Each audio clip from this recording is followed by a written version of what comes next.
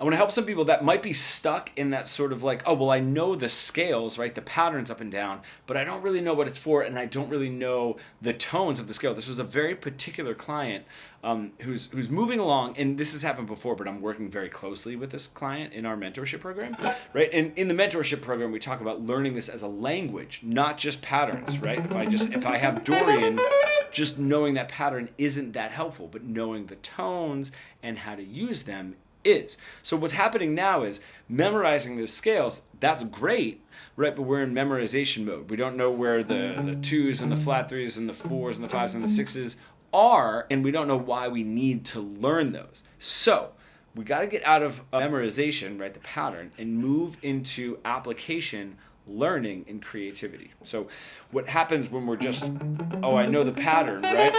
But I don't know the tones. I can't just find the six. Maybe I want to play that six over my four chord, but I can't find it that easily. And then we start doing like 1, 2, flat 3, 4, 5, 6, flat 7. But that's not sticking. The reason it's not sticking is our brain is going back to what's easy. And what is easy is just playing the scale, right? And not knowing where the tones are, especially not knowing why. So this is the best way to break out of that, right? This is a great exercise, even if you're just starting to learn your scales, is to get out of memorization and get into learning. All we need to do is apply it and add some creativity. Those are two cognitively different experiences. So let's add a little bit of creativity. So if you take a section of your scale, right? In this case, I'm just going to use from my root note here to the 4, right? That part of my Dorian scale. And I say, okay, I have a 1 to a 4, 7. Cool.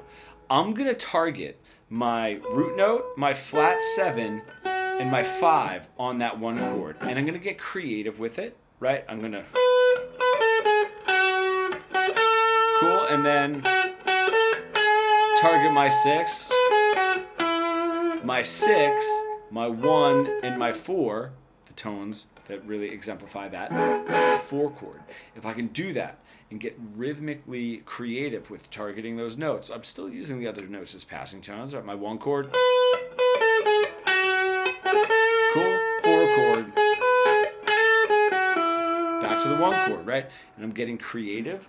We're going to move that from, I don't know, I just know the scale, sort of hollow, I don't know the tones, to something creative. And we can do that with any scale and any little part of the scale. And if you are stuck in that boring, robotic, just running the scales up and down guitar solo plateau that we all get stuck into, and you really want to bridge the gap between your creative ideas and what you're able to play, becoming fully fretboard fluent, comment pro below and we can get started.